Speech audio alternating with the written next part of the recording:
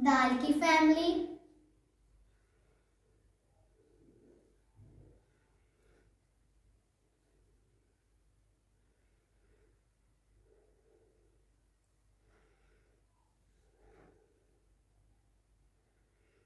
रे की family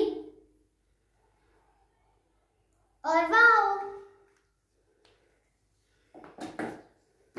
friends, शरारती नो वो अल्फाज होते हैं जो किसी दूसरे अल्फाज को अपने साथ मिलने नहीं देते, जैसा कि अलिफ से अनार।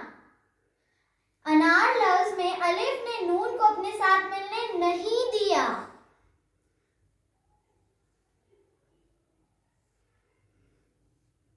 जैसा कि दादा। दादा लफ्ज में दाल ने अलिफ को अपने साथ मिलने नहीं दिया।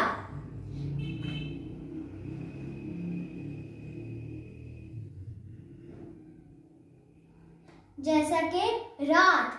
रात लफ्ज में रे ने अलिफ को अपने साथ मिलने नहीं दिया।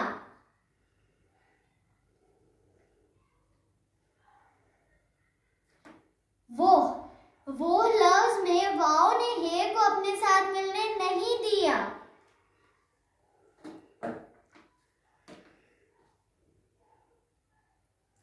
फ्रेंड्स, अब हम दोनों मिलके पढ़ेंगे।